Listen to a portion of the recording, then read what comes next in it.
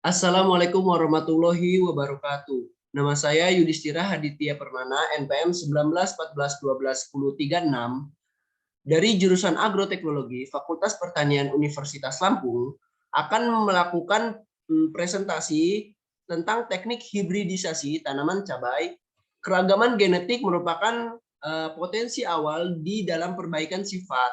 Salah satu upaya untuk memperluas keragaman genetik yaitu melalui persilangan buatan antara tetua yang terpilih untuk menghasilkan individu yang baru yang memiliki sifat atau karakter hasil rekombinasi bahan genetik kedua tetuanya.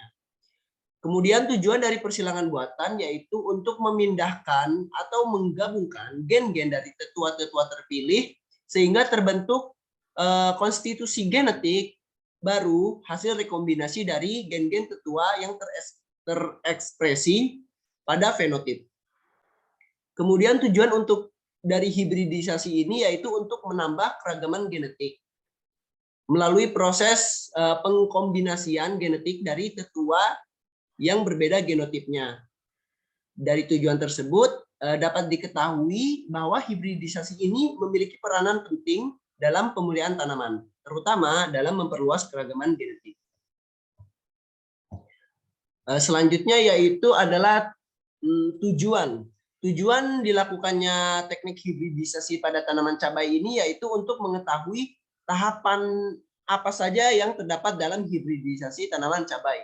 Kemudian yang kedua adalah untuk mengetahui faktor-faktor yang menentukan keberhasilan hibridisasi tanaman cabai. Kemudian ciri morfologi dan fisiologi tanaman cabai. Varietas yang pertama yaitu Pelita F1.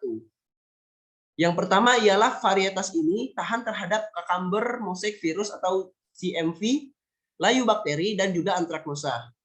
Kemudian kedua yaitu beradaptasi di segala jenis dataran, mulai dari dataran rendah hingga dataran tinggi.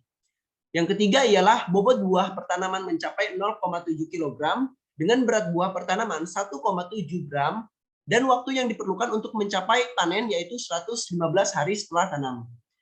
Yang keempat adalah warna pada buah ya saat muda yaitu berwarna hijau, kemudian saat buah itu tua berwarna merah dengan cita rasa buah pedas, kulit buah mengkilap, kemudian bentuk buah mengkerucut langsing dengan ujung buah berbentuk runcing. Selanjutnya adalah ciri morfologi dan fisiologi pada tanaman cabai varietas Lembang 1. Untuk yang pertama yaitu varietas ini sedikit toleran terhadap hama penghisap atau thrips dan sedikit tahan terhadap penyakit antraknus. Yang kedua yaitu beradaptasi baik pada dataran rendah dan kurang beradaptasi baik pada dataran yang tinggi. Kemudian untuk yang ketiga yaitu umur mulai panen yaitu 63 hari setelah tanam dengan tinggi tanaman mencapai 65 cm, potensi hasil mencapai 5,6 sampai 19 ton per hektar.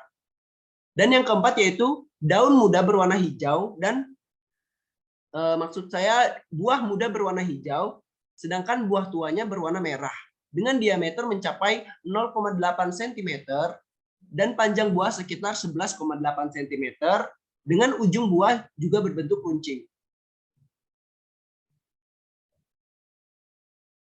Selanjutnya adalah teknik hibridisasi. Setelah kita mengetahui ciri morfologi dan juga fisiologi pada tetuanya, yaitu kita selanjutnya melakukan teknik hibridisasi yang diawali dengan pemilihan tetua. Pemilihan tetua itu adalah tujuannya untuk mencari tetua atau parental untuk dilakukan rekombinasi gen yang akan menghasilkan individu baru yang berasal dari gabungan gen-gen tetuanya. Ciri-ciri tetua jantan yang siap dilakukan persilangan yaitu pada bunga jantan tanaman cabai, yaitu ketika bunga jantan tersebut telah mekar sempurna. Dan untuk bunga betina, yaitu bunga tersebut masih dalam keadaan kuncup atau belum mekar. Tujuannya kenapa bunga betina belum mekar? Karena tujuannya ketika bunga tersebut telah mekar, itu mengindikasikan bahwa bunga tersebut telah siap atau bahkan telah dilakukan polinasi atau penyerbukan oleh bunga itu sendiri. Karena bunga pada tanaman cabai merupakan bunga majemuk yang memiliki dua kelamin dalam satu kuncup bunga. Kemudian yang kedua yaitu kastrasi.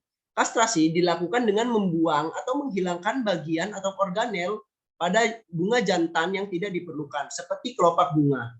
Tujuannya adalah agar mempermudah proses emaskulasi. Untuk proses kastrasi pada tanaman cabai itu hanya dilakukan pada bunga jantan. Kemudian emaskulasi. Emaskulasi yaitu dilakukan dengan membuang anter atau tangkai benang sari pada bunga jantan yang nantinya hanya tersisa kepala putik atau bunga betinanya saja, sehingga akan mempermudah proses polinasi. Juga tujuannya adalah untuk membuang bunga jantan sehingga bunga tersebut menjadi tetua bunga untuk jenis bunga yang betinanya. Kemudian polinasi.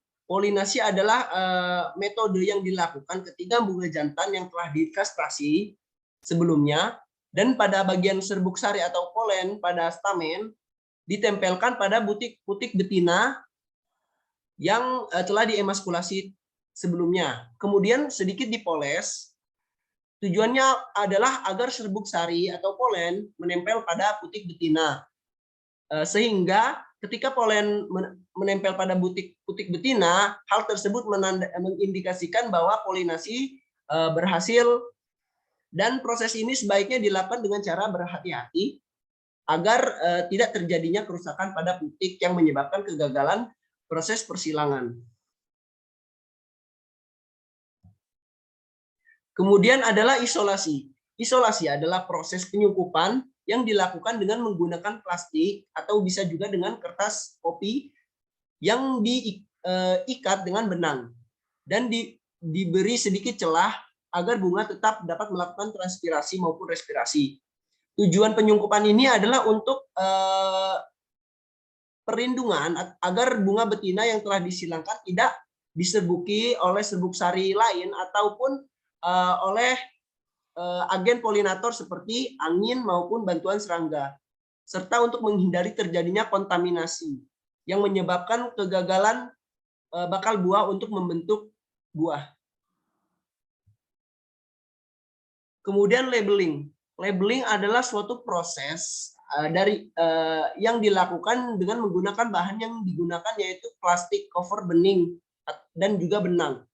Tujuannya adalah untuk sebagai identitas tanaman yang disilangkan sehingga dapat dibedakan bunga mana yang telah disilangkan ataupun belum disilangkan.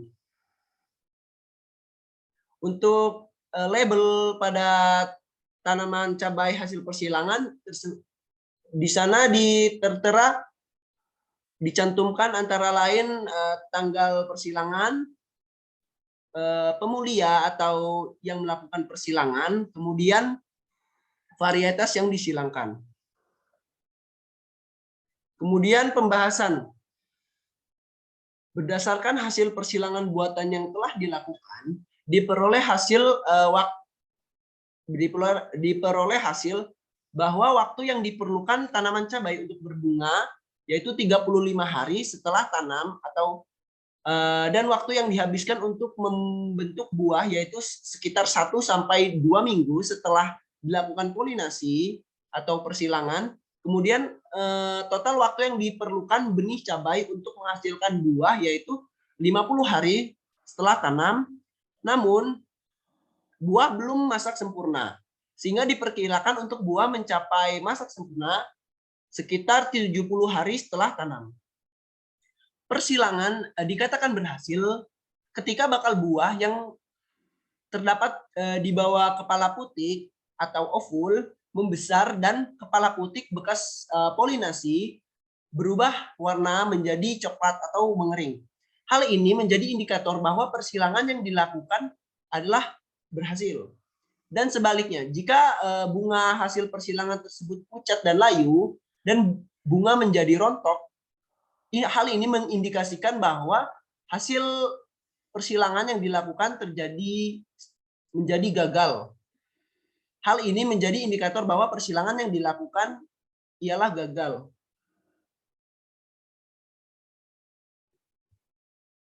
Kemudian faktor yang mempengaruhi keberhasilan persilangan cabai.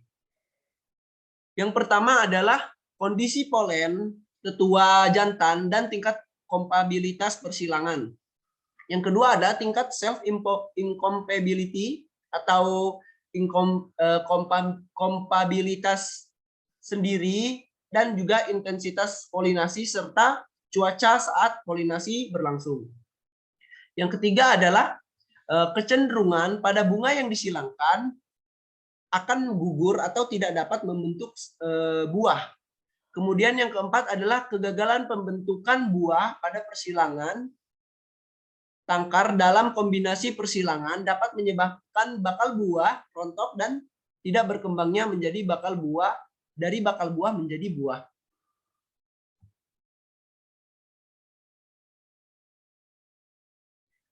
Kesimpulan, tahapan dalam persilangan tanaman cabai antara lain pemilihan tetua, kastrasi, emaskulasi, polinasi, isolasi, dan juga labeling. Kemudian faktor yang mempengaruhi keberhasilan persilangan tergantung pada faktor tanaman, lingkungan, dan juga manusia. Berikut adalah daftar pustaka.